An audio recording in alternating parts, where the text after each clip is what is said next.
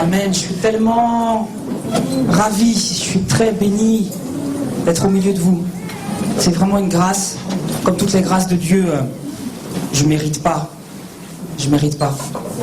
Que le Seigneur soit béni.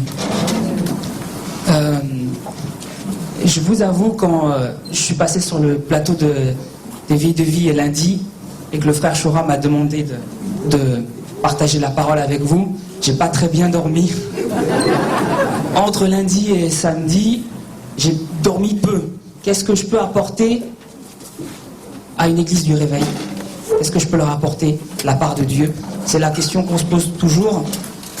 Quand on doit apporter la parole, est-ce que, Seigneur, de quoi ton peuple a besoin?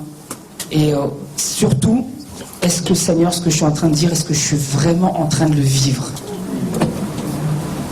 Parce que je me souviens des pharisiens qui étaient des experts en envolée verbale, en parole. Ils ne pouvaient pas rentrer dans le royaume des cieux parce qu'ils étaient des experts de la parole, de la connaissance seulement. Amen. Donc j'ai eu l'occasion de témoigner, de rendre gloire à Dieu pour tout ce que Jésus-Christ il a fait pour moi, comment il m'a touché en septembre 91 et que je sois passé de l'islam jusqu'à Christ. Je ne pouvais pas changer de religion. Je ne pouvais pas changer de religion. Et jusqu'à aujourd'hui, je n'aurais pas changé de religion. Par contre, il a fallu que Jésus me touche. Je n'aurais jamais changé de religion. En fait, j'étais fier de ce que j'étais.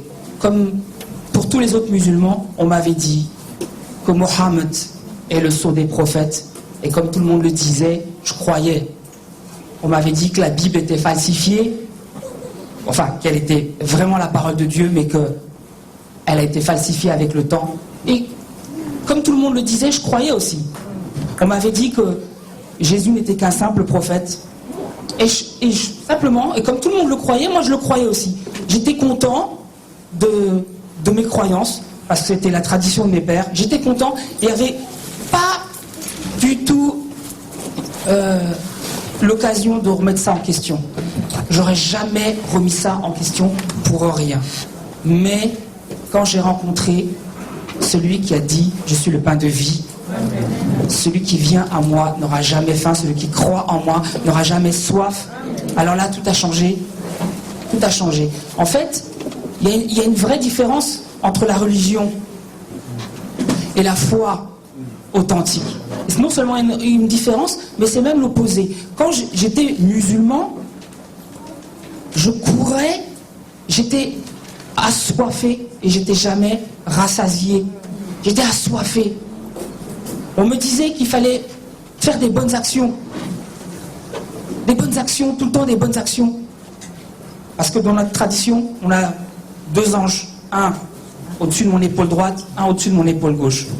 L'ange au-dessus de mon épaule droite, selon l'islam, il compte mes bonnes actions. L'ange au-dessus de mon épaule gauche, il compte mes mauvaises actions. À la fin, ça fait une balance, on regarde. Et si ça pèse plus lourd d'un côté, tu vas en enfer. Si ça pèse plus lourd de l'autre côté, tu vas au paradis. Donc, c'est la course après les béats, les bonnes actions. Et en fait, même à l'âge de 10 ans, j'avais un ami qui s'appelait José. On était au primaire. Pendant que les amis, ils jouaient aux billes, nous, on jouait aux bonnes actions. Parce que je savais, même en tant que musulman, je savais que le péché était en moi. Que quelle que soit ma façade, quel que soit ce que je pense, quel que soit ce que je crois, le péché habitait en moi. Et ça, la religion m'a pas donné de réponse à mes questions. Elle m'a donné aucune réponse. Moi, j'allais voir les imams. Je leur disais, mais voilà, j'ai vu dans le Coran le châtiment éternel qui est réservé à tous les pécheurs. On a des descriptions terribles dans le Coran. On a des descriptions terribles. Et ça me faisait vivre dans une profonde angoisse, en fait. Réciter le Coran, faire mes 5 prières par jour, faire mes jeûnes, faire mes aumônes, faire tout ce qu'il fallait faire. Essayer de faire plus. Essayer de faire plus de prières, essayer de faire plus d'aumônes, essayer de faire plus de jeûnes pour essayer d'avoir la paix, mais on ne la trouve pas. On ne la trouve pas parce que seul peut donner la paix, c'est Jésus-Christ. Il a dit, je vous donne ma paix, comme le monde ne la donne pas. Comme le monde ne la connaît pas. Attention, c'est pas parce qu'on est dans une église du réveil, qu'on assiste à des séminaires, on écoute la parole de Dieu bien décortiquée, qu'on peut ne pas tomber dans la religion. Attention, veillons. Parce que le spectre de la religion, la tentation de la religion, elle se présentera toujours à nous, d'une façon ou d'une autre. Est-ce qu'on les œuvres ou la foi? Les œuvres ou la foi? Amen. Soit, c'est-à-dire, voilà, donc j'étais dans cet état où j'étais angoissé en fait. J'étais angoissé et avec cet ami José, on jouait donc aux bonnes actions. Voilà ce que c'était comme jeu. Donc dans notre cahier, on notait d'un côté ce qu'on croyait être les bonnes actions. Et on avait un système de points. On comptait sur l'autre côté toutes les mauvaises actions. Et on avait un système de points. Et en faisant ces comptes, c'était notre jeu pendant toute la journée. Et en faisant ces comptes, on essayait d'être content, on essayait de faire le bien pour Dieu, mais on n'arrivait pas à le faire. On n'arrivait pas. Et on s'est rendu compte, donc avec ce garçon-là, il me disait, ça sert à rien, Samir. Tout ce qu'on fait, ça sert à rien. Tout ça, ce sont par les œuvres. Ça ne sert à rien. Mais un jour, Dieu nous aidera. Un jour. Et cette parole, elle est restée dans mon cœur. À 10 ans. Elle est restée dans mon cœur. Je n'ai pas le pouvoir de plaire à Dieu. Mais un jour, Dieu m'aidera. Et ça m'est resté. Ça m'est resté. Donc je voudrais parler d'un homme dans les Écritures qui me ressemble.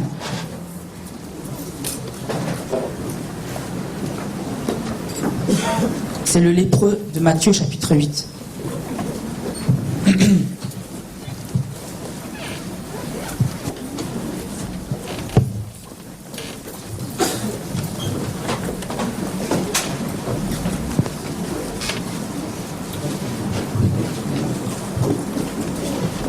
Matthieu chapitre 8, verset 1.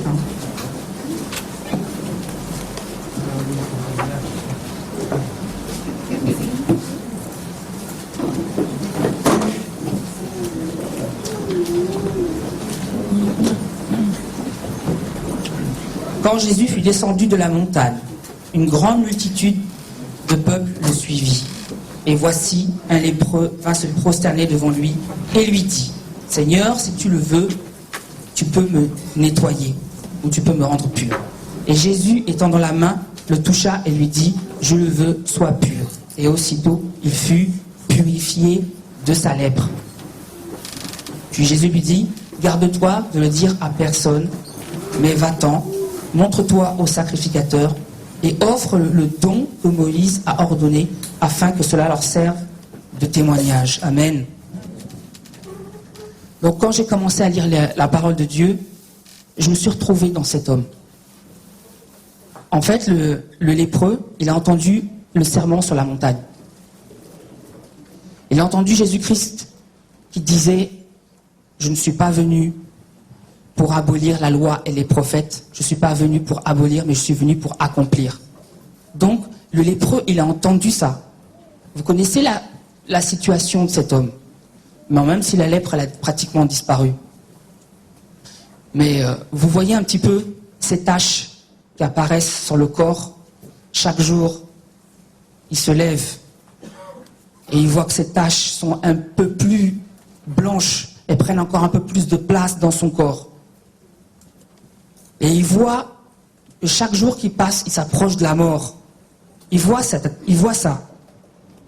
Donc, quand je vois cette parole, je vois qu'en fait, à cause de la lèpre qui est en lui, chaque secteur de sa vie est un drame. Je ne sais pas s'il est marié, par exemple. La Bible ne le dit pas, mais si jamais il était marié, vous imaginez comment est-ce qu'il peut envisager une vie heureuse en famille? Il doit être séparé de sa famille, séparé des siens. Si jamais il n'est pas marié, comment est-ce qu'il peut envisager de se marier? Donc ce lépreux-là, il vit... Bon, vous connaissez le passage de Lévitique chapitre 13 qui dit que le lépreux, quand il voit des taches qui est sur lui, il va voir le sacrificateur. Le sacrificateur l'examine, il le met en quarantaine pendant 7 jours. Après, il revient le voir. S'il voit que les plaies se sont encore propagées, il le déclare impur. C'est-à-dire, c'est le sacrificateur qui déclare cet homme impur, mais de la part de Dieu. Donc lui, il ne peut pas venir dans le temple, apporter une offrande à l'Éternel. C'est-à-dire, sa vie spirituelle, c'est zéro, c'est rien. À cause de cette lèpre qui est en lui, à cause de ce mal qui le ronge. J'étais comme cet homme. J'étais comme cet homme. Donc, il doit sûrement vivre de la mendicité, cet homme. Comment il peut envisager d'avoir une vie professionnelle, d'avoir une vie sociale? Il est rejeté, il est hors du camp. Il est hors du camp. Il est hors du camp. Donc, vous saviez déjà, quand ils étaient dans le désert, comment chaque tribu était réunie sous sa bannière et le tabernacle au milieu. Et le lépreux, il est hors du camp. On traite mieux les chiens. On traite mieux les animaux. Donc à cause de ce mal-là qui le ronge, il n'y a rien qui va. Il n'y a rien qui va chez lui. Mais alors il a appris que Jésus est de l'autre côté de la foule. Donc, il s'est approché, le lépreux. Il s'est approché. Donc, il y a une grande multitude qui est à côté de Jésus. C'est quel obstacle? Quel obstacle? Tous ces gens, pour pouvoir les franchir quand on est lépreux. Alors que normalement, chacun de tous ceux qui sont présents là doit dire, mais va-t'en d'ici, tu es un impur, t'as pas le droit d'être là. T'as pas le droit de nous approcher. Franchir un mur, ça doit être bien plus facile. Il doit traverser la foule. Mes amis, si on veut que Jésus nous touche, on doit aussi traverser la foule. On doit traverser la foule. Cette foule-là, ça peut être beaucoup de choses. Ça peut être beaucoup de choses. Ça peut être des traditions. Ça peut être des pensées. Ça peut être nos idées préconçues sur Dieu. Ça peut être le refus des hommes. Ça peut être que les hommes te repoussent. Donc, il fallait franchir. Soit ce lépreux-là, il regardait à sa situation, il regardait à la foule et à sa situation, et il reste en disant, j'ai pas le droit de franchir. J'ai pas le droit parce que la loi m'en empêche. Et il reste là et il reste dans sa mort.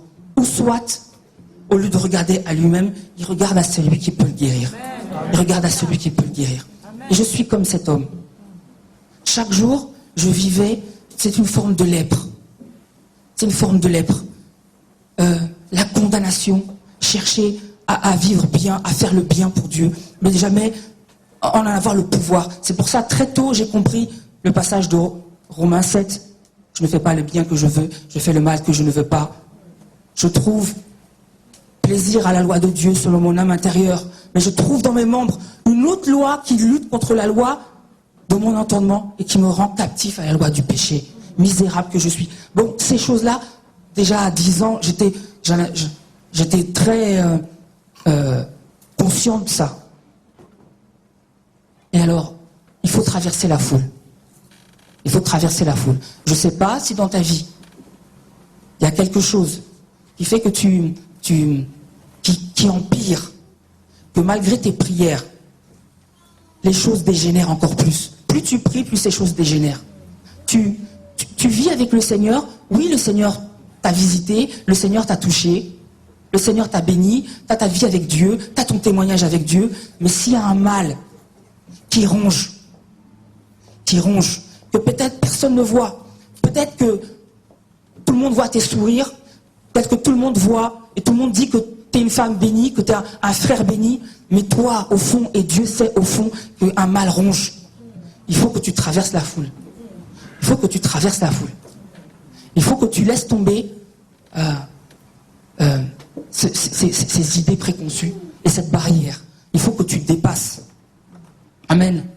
Donc, le lépreux il s'est prosterné devant Jésus.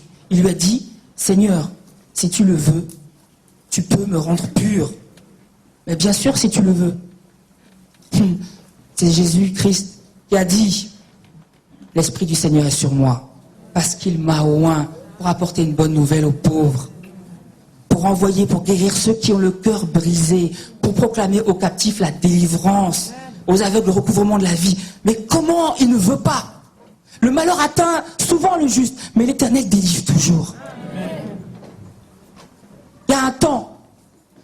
Il y a un temps pour pleurer. Il y a un temps pour se lamenter. Il y a un temps où tu as le mal qui ronge. Il y a un temps où Dieu permet ça. Mais il y a un temps où si tu te mets dans les mêmes dispositions que ceux lépreux, tu peux traverser la foule. Et puis tu vas demander que Jésus te touche. Mes amis, nous avons besoin que Jésus nous touche. Pas une seule fois seulement quand on a été converti et qu'on l'a accepté, qu'on l'a reçu comme Seigneur et comme Sauveur. On a besoin que Jésus nous touche. Merci Seigneur. Jésus étendant la main, ça, je trouve cette parole formidable. Jésus, il a étendu. Vous vous rendez compte, cet homme, personne ne l'a touché. Peut-être qu'on lui a jeté des pierres. Peut-être qu'on lui a... Il aurait pu, Jésus, dire, je veux, sois pur. Mais il a pris le temps d'étendre sa main. Il a pris le temps de le faire. Et pourtant, il en a fait des miracles où il a guéri avec sa simple parole. Mais il a pris le temps de le toucher. Merci Seigneur. C'est la puissance de la vie de Jésus-Christ, la puissance du salut qui est en Jésus-Christ, la puissance de la guérison qui est en Jésus-Christ, la puissance de la restauration qui est en Jésus-Christ, qui se met au contact avec la mort, qui se met au contact avec la maladie, qui se met au contact avec la dépression, qui se met au contact avec le découragement, avec l'abattement, qui se met au contact. Et c'est l'abattement qui va capituler, c'est la mort qui va capituler, c'est le découragement qui va capituler. Il faut que Jésus nous touche. Il faut que Jésus nous touche. Il faut traverser la foule. Plus je pense avec les années, c'est vrai qu'on parle des puissances des ténèbres, des œuvres de l'enfer, etc. Et plus je réfléchis à ça, plus je me dis que les plus grandes barrières dans nos vies, c'est pas ça. C'est plutôt nos pensées, nos idées préconçues sur Dieu. Il faut que vraiment le Seigneur se révèle à nous. Tout le monde sait que Dieu est bon. Mais c'est pas la même chose que quand tu as la révélation dans ta vie d'un Dieu bon. Tout le monde sait que Dieu est saint. Tout le monde sait que Dieu est glorieux. Et on le dit et on le chante. Gloire au Seigneur. Mais c'est pas la même chose que quand tu as la révélation de cette sainteté dans ta vie. Quand Ésaïe il a eu cette révélation-là de la sainteté de l'Éternel, les choses étaient plus comme avant. Les choses étaient plus comme avant. Pourtant, c'était un souverain sacrificateur. C'était un souverain sacrificateur. Il pensait tout connaître. Mais quand le Seigneur lui a rendu visite, en Ésaïe chapitre 6, ça y est, là, la sainteté de Dieu est devant lui. Et là, il voit réellement la vie du péché dans lequel il est coupable. Et c'est péché du langage. Tout le monde sait que Dieu est saint. Nous avons besoin que le Seigneur se révèle à nous. À nous. Cherchez premièrement le royaume et la justice de Dieu. Amen. Cherchez premièrement le royaume et la justice de Dieu. Donc, on doit regarder. C'est ça la différence entre la religion et la foi authentique. C'est ça la différence entre la religion. Dans la religion, je cours pour essayer de faire plaisir à Dieu. Et ça peut toujours nous guetter à un moment ou à un autre. C'est ce qui est arrivé aux Galates. À un moment, l'apôtre Paul, quand il leur a écrit la lettre, il leur a dit, mais vous êtes déchus de la grâce. Ils avaient bien commencé. Mais des faux docteurs sont venus, leur ont prêché les œuvres, leur ont prêché de faire ceci, de faire ceci, de faire ceci, et que ça devienne la base de leur vie. Et non plus que la base de leur vie soit le sang de l'agneau qui a coulé à la croix pour nous. Sur laquelle on se tient, sur laquelle tout est possible. Merci Seigneur. Jésus lui dit, garde-toi de le dire à personne, mais va-t'en, montre-toi au sacrificateur et offre le don que Moïse a ordonné afin que cela leur serve de témoignage. Amen. Donc, le lépreux, quand il est guéri, donc là c'est Lévitique 14, quand il est guéri, il va voir le sacrificateur. Donc le sacrificateur, merci Seigneur. Vous voyez, le lépreux, il n'a pas demandé à être guéri de la lèpre. Il a demandé à être purifié. C'est pas pareil du tout. S'il est lépreux, qu'il lui manque 3 doigts, et qu'il ne lui reste plus que 2, s'il demande à être guéri de la lèpre va s'arrêter, il va lui rester 2 doigts. Mais quand il demande à être purifié de la lèpre, c'est-à-dire il demande à être restauré, peut-être qu'il a été défiguré, il demande à être restauré dans son état d'avant. Et ça, Jésus est capable de le faire. Peut-être que le malheur est arrivé dans ta vie, a détruit, peut-être que Satan t'a volé des années. Mais Jésus ne veut pas que le mal s'arrête. Il veut te restaurer, il veut te rendre tout ce que Satan t'a volé. Amen. On parle beaucoup de l'onction du sacrificateur et du roi et du prophète. On oublie la 4e onction, c'est l'onction du lépreux. Parce que le sacrificateur, quand il déclare, quand il voit que le lépreux est pur, il est loin aussi. C'est important. Jésus lui dit, ce qui t'est arrivé, le miracle qui t'est arrivé, ne va pas voir les hommes, ne va pas crier, mais va voir le sacrificateur d'abord. Rends la gloire à Dieu d'abord pour ce qui t'arrive. Amen. Donc, oui, la part du Seigneur, c'est de nous guérir, de nous toucher. Notre part à nous, c'est de traverser tous ces obstacles qui mènent jusqu'à lui. De traverser tous ces obstacles. Merci Seigneur. Je ne sais pas si parmi vous, il y en a comme ça. Il y en a qui ont vécu comme moi, avec cette lèpre intérieure. Je ne sais pas s'il y en a qui ont vécu ça. Je ne sais pas s'il y en a qui vivent ça aujourd'hui. Mais le Seigneur Jésus aura son dernier mot. Le Seigneur Jésus aura son dernier mot. Tu peux pas, quand bien même tu vas assister à tous les cultes, à tous les séminaires que tu veux. Je vais vous parler d'une lèpre qui est pire que la vraie lèpre. C'est le péché. C'est le péché. Le manque de pardon. Est-ce que c'est pas une lèpre? Quand tu veux pardonner, quand même tu prends l'engagement, mais que les images te reviennent en boucle comme ça, que tu as ton cœur qui bat la chamade, que tu voudrais rester calme, personne ne voit, personne ne sait, mais c'est la lèpre qui ronge. Nous avons besoin, pour cela, ils ont besoin que Jésus les touche. La conviction ne sert à rien, la détermination ne sert à rien, il faut que Jésus touche.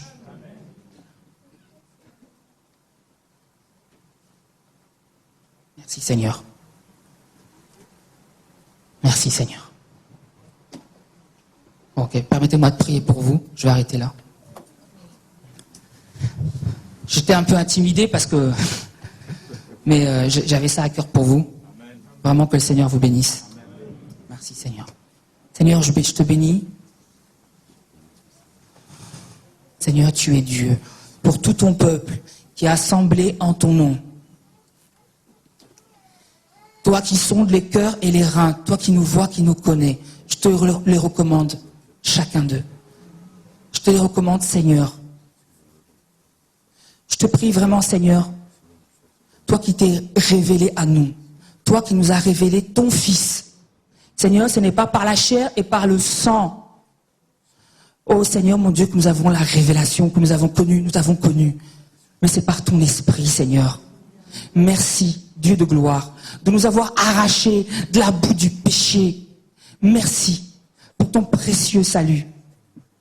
Merci, Seigneur. Merci pour tout ton peuple. Je te prie d'en oublier aucun, Seigneur. Parce que tu les connais, tu les appelles chacun par leur nom. Je te prie vraiment, Seigneur, de les rendre visite.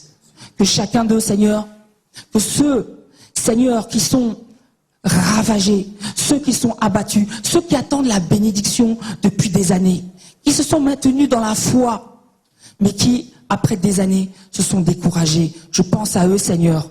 Tu les vois, Seigneur. Tu vois cette lèpre qui les ronge. Je te prie vraiment, Seigneur, de les toucher, Jésus. Tu les touches, Jésus, comme personne ne peut le faire. Tu les restaures, Jésus, comme personne ne peut le faire. comme personne ne peut le faire d'autre. Nous n'avons que toi. Merci Seigneur. Merci de toucher pour, oh Seigneur, la puissance du pardon, Seigneur. La puissance de la réconciliation, de toutes les âmes qui sont brouillées, Seigneur. Père, je prie pour eux. Je prie pour tous ceux qui sont séparés de leur famille, Seigneur. Tu les connais, tu les vois. Ils sont séparés de leur famille, Seigneur. Et ils sont dans des troubles intérieurs. Seigneur, combien ils ont besoin que tu les touches. Seigneur, je te demande vraiment de leur rendre visite. Merci, Seigneur. Sois glorifié cet après-midi.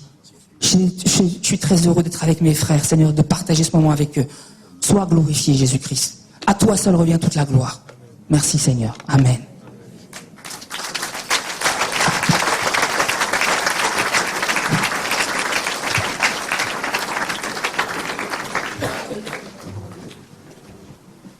Est-ce que tu peux nous dire comment ça s'est passé, ta conversation? Enfin, est-ce que tu sais ton témoignage par rapport à ton grand-père, n'est-ce pas? Et Ok. Donc, lundi, donc j'ai témoigné mon témoignage de conversion. Donc, la première partie de ce témoignage, c'est par rapport à ma famille, puisque nous sommes dans une famille de sorciers qui se transmet de père en fils aîné. Et je suis le fils aîné de mon père, qui est le fils aîné de mon grand-père. Donc j'aurais dû recevoir cette malédiction sur moi. C'était prévu comme ça.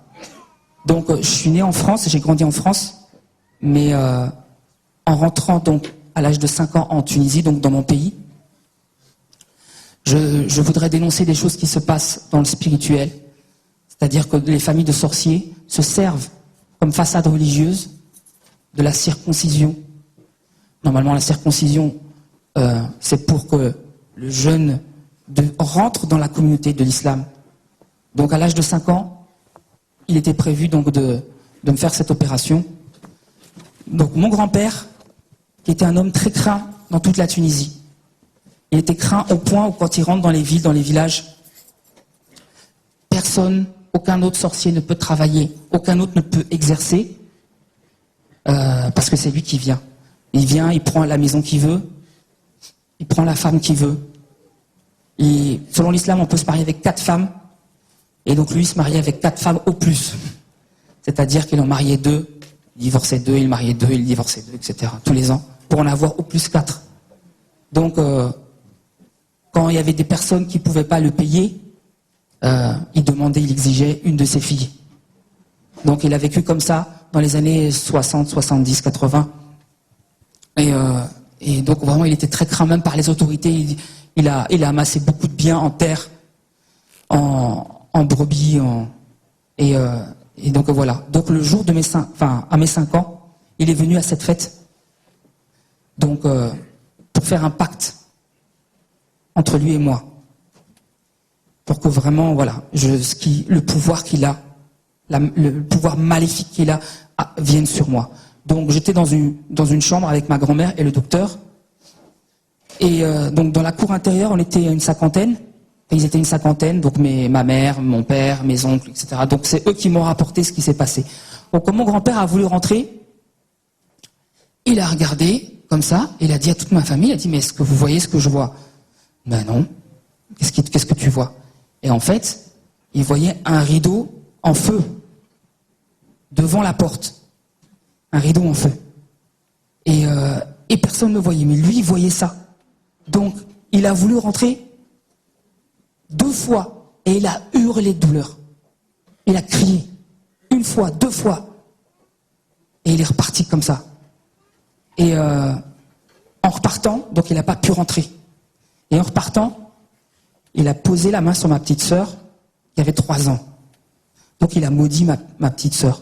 Et c'est elle qui est devenue sorcière. Quand elle est rentrée en France, c'était complètement en dehors de notre cadre familial. Quand elle est rentrée en France, elle a commencé à pratiquer, à récupérer des livres, on ne sait pas comment, à l'âge de 9 ans, 10 ans. Elle lisait en 15 ou 20 minutes.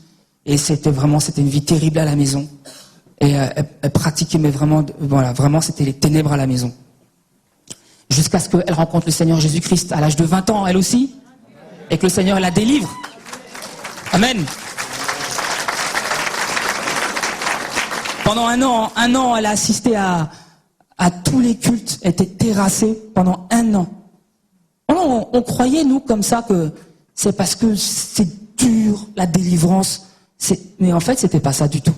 C'est vraiment, quand elle a donné vraiment son cœur à Jésus, elle avait dit oui à Jésus, elle priait, elle chantait, elle louait. Hein. Mais quand elle s'est offerte à Dieu, là, la délivrance, mes amis, elle était instantanée. Il n'y avait pas d'histoire de jeûne, c'était le jour J. Vous voyez, on doit s'appuyer sur la parole de Dieu, sur ce que Dieu déclare. Amen. Donc, c'est comme ça, c'est ce qui s'est passé dans sa vie.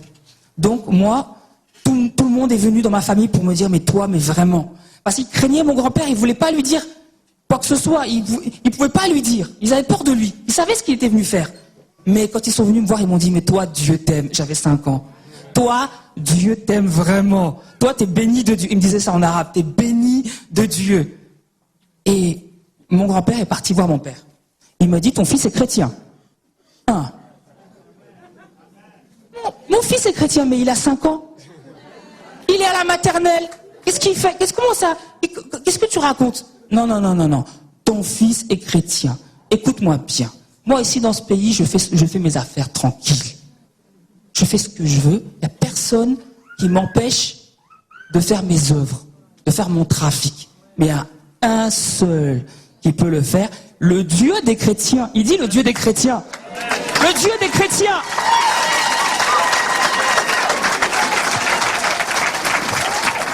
Ça veut dire le nom de Jésus, quoi. C'est-à-dire, c'est trop fort dans sa bouche. C'est trop fort. Merci Seigneur. Merci Seigneur. Il est le chemin, la vérité, la vie. Et alors, donc c'était 15 ans avant que je reçoive Jésus-Christ comme Seigneur. 15 ans. Donc, mon père a entendu ça. Donc mon grand-père a donné des produits, beaucoup de produits, pour que je reste dans la tradition de mes pères, dans la religion de mes pères. Beaucoup de produits. Et donc j'ai grandi de l'âge de 5 ans jusqu'à, je crois, au moins 13 ans. Où tous les jours, enfin pas tous les, souvent, je rentre chez moi, et allez, il y a de la fumée, il faut ouvrir la fenêtre. Allez, je mange quelque chose. Aïe, c'est amer, qu'est-ce que c'est? Qu'est-ce que mon père il a mis encore? Qu'est-ce qu'il a encore fait? Et moi, je prenais pas ça au sérieux. Je trouvais que c'était comme de la prestigitation, là, comme on voit à la télé, là, celui qui coupe les magiciens de présentation. Donc je crois que c'était de la blague. Je prenais pas ça du tout au sérieux. Donc il continuait comme ça. Et moi, tous les jours, je viens, je rentre, j'ouvre les fenêtres. Bon, voilà. Et puis un soir, à l'âge de 10 ans, mon père il me regarde, il était fatigué. Et il me dit, mon fils, tu seras chrétien, tu vas te marier avec une chrétienne, et tes enfants seront chrétiens. Et moi j'ai dit, non papa, je suis musulman, un vrai, un pur. Je vais jamais trahir, je vais jamais renier. Je vais jamais faire comme ces fous chrétiens. Parce que moi on m'avait dit, un chrétien, si tu lis la Bible, tu vas devenir fou. Si tu deviens, mais tu vas trahir, c'est trop grave. C'est-à-dire c'est l'hérésie totale, c'est la dernière chose à faire. Donc, pourquoi mon père me dit ça comme ça? En plus de but en blanc, on est à table comme ça, il me dit, je suis trop fatigué, il me dit, j'ai dépensé trop d'argent.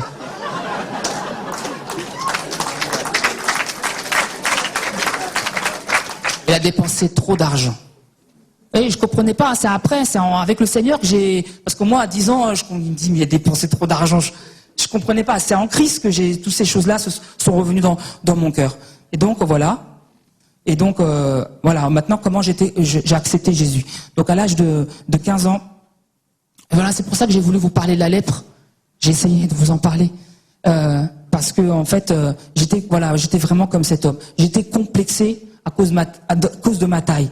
Alors, vous allez trouver que c'est ridicule. Mais j'étais petit, j'étais malheureux parce que j'étais petit. Mais j'étais très malheureux, hein. Mais très malheureux. Parce que je mesurais, j'étais comme ça.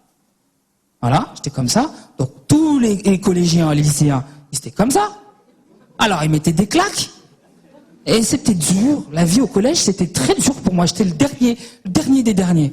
Alors, pour moi, comme je priais selon l'islam, je demandais à Dieu d'être quelqu'un de grand. Je me suis dit, si je suis grand, je vais être vraiment heureux. Vraiment. Quand je serai grand. Mais quand je serai grande taille. Là, je vais pouvoir faire ce que je veux. Je vais pouvoir séduire les filles que je veux.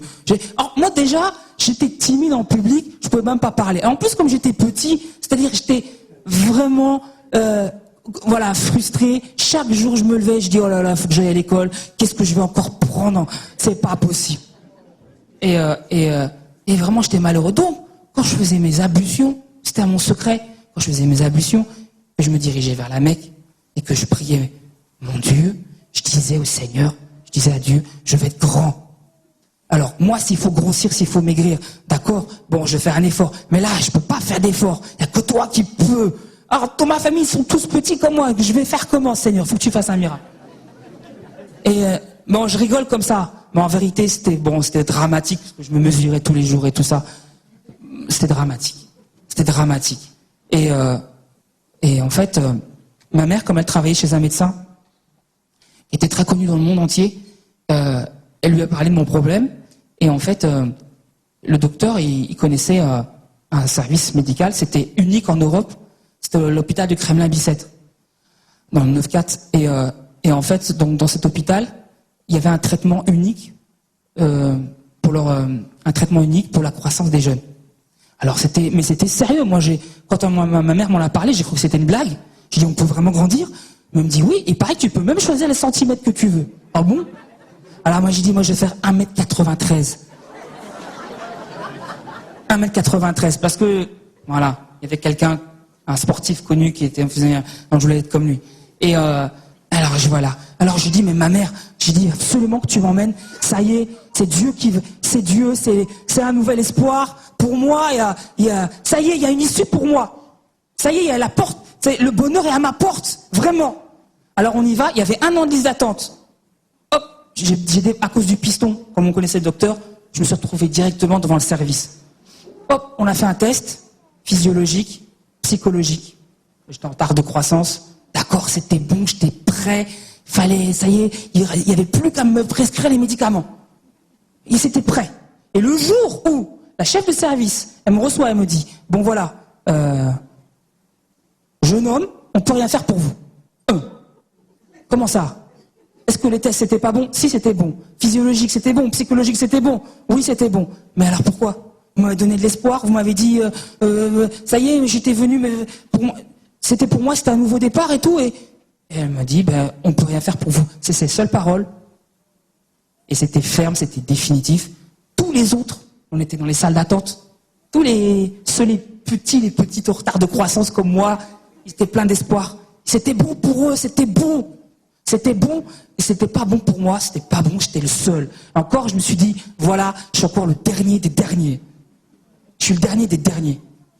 Voilà. Et j'ai dû me repentir parce que c'est à ce moment-là, dans ma peine, j'ai dit des choses mauvaises sur le Seigneur. J'ai blasphémé. J'ai blasphémé à cause de la colère. J'ai blasphémé. Et que son nom soit béni, parce que malgré ses blasphèmes, il m'a quand même accepté, il m'a quand même appelé à lui. Il n'a pas tenu compte de cet égarement. Mais je me rappelle encore comment j'étais dans la colère, dans la haine. Et en fait, de fil en aiguille, voilà, je suis tombé en forme de dépression. On s'est procuré avec des amis des amphétamines, c'était des drogues, voilà, par l'intermédiaire d'un pharmacien pas scrupuleux. J'ai passé mon bac de français en drogue. Je me tenais la main comme ça, comme je suis gaucher. Je tenais ma main gauche avec ma main droite pour écrire, parce que je ne pouvais pas écrire. J'étais complètement dépendant, parce que je voulais oublier. Je voulais oublier ce mal qui me ronge. Et maintenant, j'avais plus d'espoir. Et en fait, les années se sont passées comme ça. Je voulais aller en boîte de nuit. Après la boîte de nuit, je prends ma douche, je vais en cours. Après, je vais au café. Après, je vais au pub. Après, je vais en boîte de nuit. Après, je me lève. Après, je me lave. Après, je vais en cours. Et pour passer plusieurs jours comme ça sans dormir et prendre les médicaments. Et je me suis dit, comme ça, je vais mourir. On va finir comme ça. On va finir comme ça. Il n'y a puisqu'il n'y a pas d'espoir, et bon, alors il n'y a pas d'espoir, on va accélérer les choses. Et en fait, c'est resté comme ça. Je suis pas mort. C'est resté comme ça jusqu'à l'âge de 18, 19 ans, 20 ans.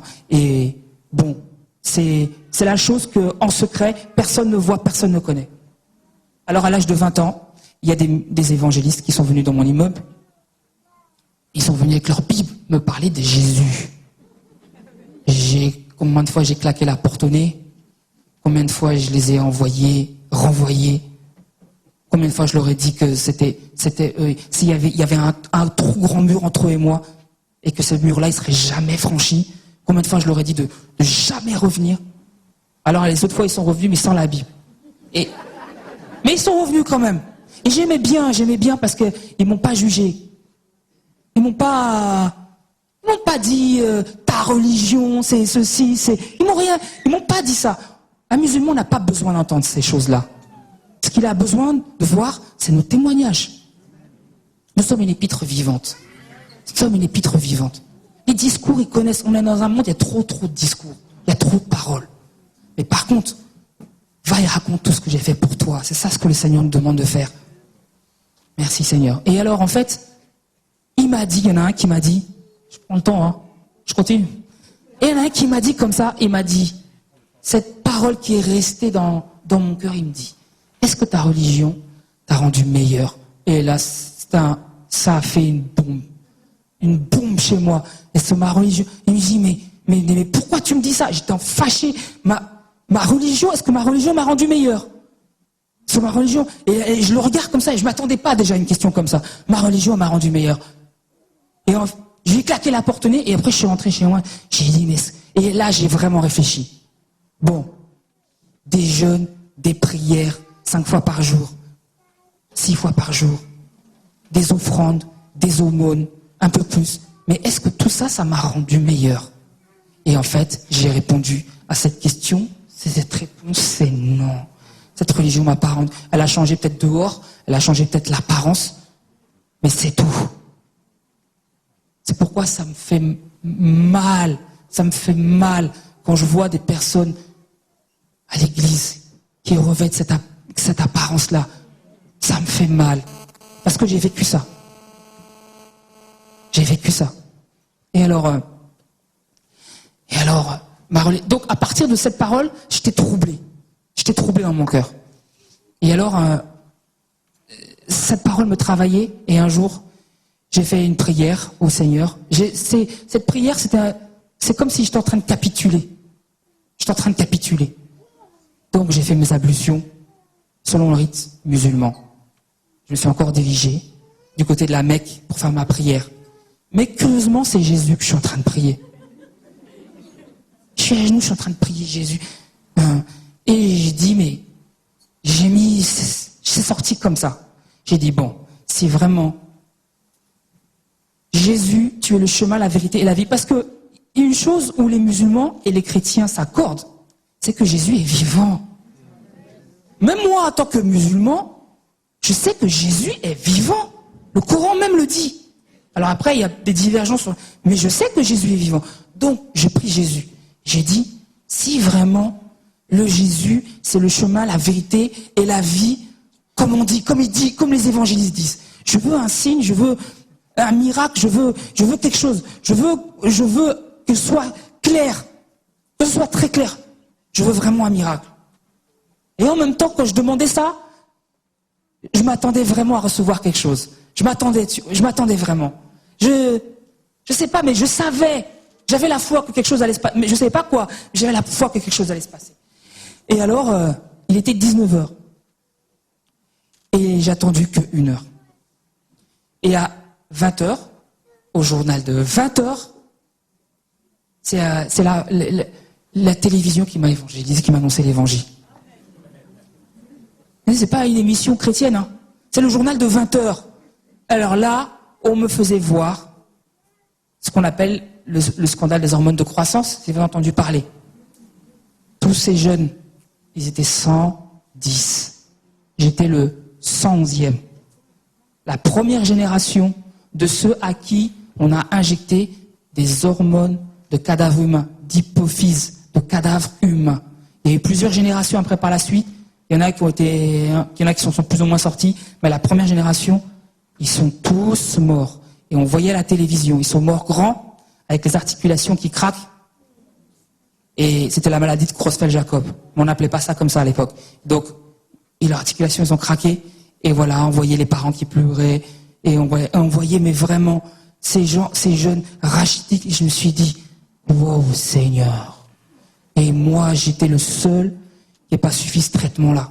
J'étais le seul. Donc j'étais le seul. Et c'est là que je me suis vu. Alors que je croyais que j'étais le dernier. Des derniers. En fait, j'étais le rescapé. J'étais le seul. J'ai pas mérité. J'ai pas mérité. J'ai pas mérité. Pourquoi moi je suis resté? Pourquoi? Est-ce que j'étais pas meilleur qu'eux? J'étais pas meilleur. J'étais un pécheur, un gros pécheur. J'étais pas meilleur. Et pourtant le Seigneur il m'a épargné. Et pourra m'appeler à lui. Et là il m'appelle. Là quand je vois la télévision et je vois que je suis le seul sur 111 et qu'ils sont morts et d'une mort éternelle, privés de Dieu pour l'éternité. Je vois ça. Je vois que le Seigneur là il m'appelle. Je vois le Seigneur il me dit et je lui demande un signe. Il n'a pas tardé à me répondre. Et il était là, ce sauveur là qui me dit viens à moi. Et moi je résistais. Je résistais parce que je me suis dit oh là là, je vais galérer. Ma mère, qu'est-ce qu'elle va dire? Mon père, qu'est-ce qu'ils vont dire? Ils vont me rejeter, il y en a qui vont me condamner à mort, il y en a qui... Qu'est-ce qui va m'arriver? Je résistais. Mais c'était sûr. C'était le Seigneur qui m'appelait, c'était sûr. Et en même temps, comment il m'appelle? Mais pas tout ce que j'éprouvais, toute la douleur qui était en moi, que j'avais pendant toutes ces années, tout ce secret, c'est par ça que Dieu m'appelle. Il pointe son doigt sur ma situation, sur ma vie, sur ma lèpre. Il pointe son doigt sur moi. Et là, je voulais encore résister. Et je me suis dit, bon, j'ai encore voulu philosopher, j'ai encore voulu raisonner. Je dis, bon, alors on va voir vraiment. Puisque ces chrétiens, ils disent là ça. Ils m'avaient prêté une Bible, les évangiles. Si vraiment cette Bible-là, ils disent c'est la parole de Dieu. Alors on va voir. Et encore, on me disait, je vais sûrement trouver quelque chose pour contredire. Je vais sûrement trouver là où il y a quelque chose qui ne va pas. Alors, comme on m'avait dit de commencer en Matthieu, je trouvais ça bizarre. Je me disais, mais Matthieu, alors il faut commencer au milieu. Alors, et le premier livre, c'est Genèse. Non, il ne faut pas que je lise Genèse, il faut que je lise Matthieu. Mais pourquoi? Alors déjà, je me disais, mais ces chrétiens sont bizarres. Matthieu. Alors, je commence. Matthieu. Généalogie de Jésus-Christ, fils de David, fils d'Abraham. Abraham fut père d'Isaac. J'ai failli abandonner là. Et Isaac fut père de Jacob. Jacob fut père de Juda. Juda eut de Tamar, Pharès et Zara. J'ai dit, mais c'est qui tout ça? Alors, j'ai cherché le dictionnaire, j'ai dit, mais non, je vois pas les noms. J'ai dit, non, la Bible, c'est très dur. Il y a beaucoup de noms, c'est compliqué. Et merci, Seigneur. Et puis, je continue, je persévère un peu, je me dis, bon, il y a que des noms, on voit pas. Et puis, je vois l'histoire de Jésus. Jésus, le petit Jésus, qui est né à Bethléem. Comment Dieu a révélé en songe Joseph. Et qu'ils ont été épargnés de la main d'Hérode. Qu'ils ont été en Égypte. Et que Hérode a fait tuer tous les petits-enfants. Et vous voyez qui j'ai vu là, à ce moment-là? Qui j'ai vu?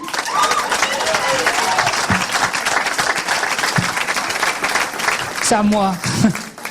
Ah, si ça avait été une autre circonstance, je me serais peut-être dit dans mon raisonnement, oh, ça c'est bon, c'est une histoire quoi. Mais là, c'est de moi qu'on parle. Comme Jésus était épargné de la main d'Hérode, alors moi aussi j'étais épargné sur 111. Waouh! Alors la Bible est la parole de Dieu alors?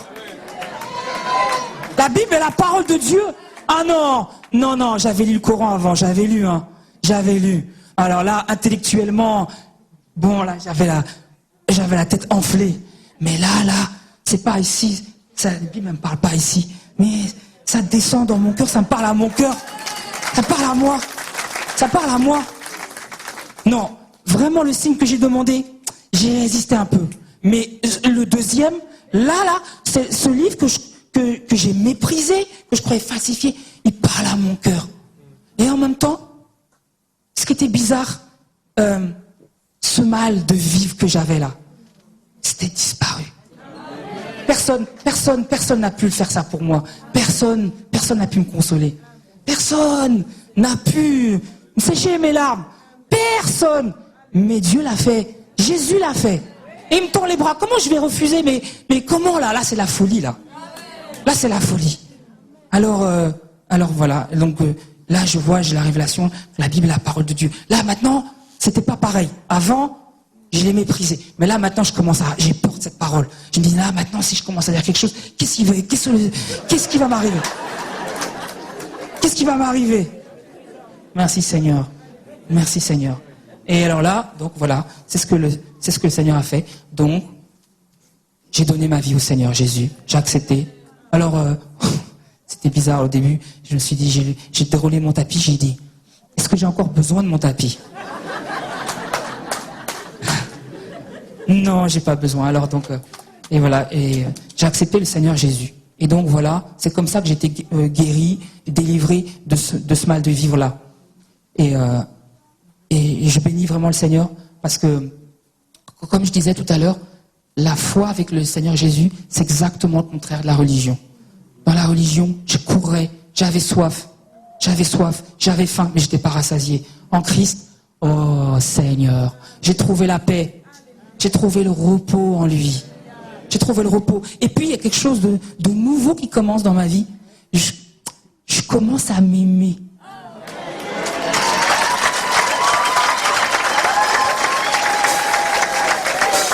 C'est le premier miracle, Seigneur. Je commence à m'aimer. Pourquoi? Parce que je sais que mon Dieu, il m'aime.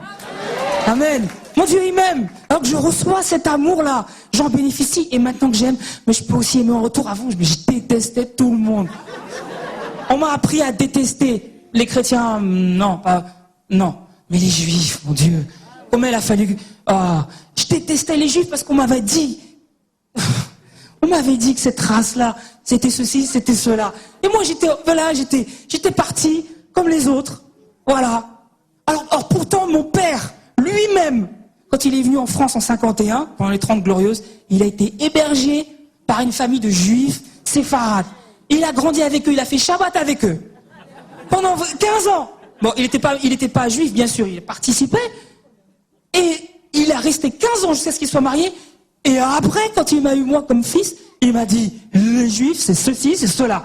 Voyez la haine. La haine. Et j'ai grandi dans ça. Et maintenant, en Jésus, le jour même, maintenant, je ne peux plus le détester. Le Seigneur me donne son amour, et je peux aimer en retour, et je peux m'aimer. Merci Seigneur. Que le nom du Seigneur soit béni. Voilà. Yeah.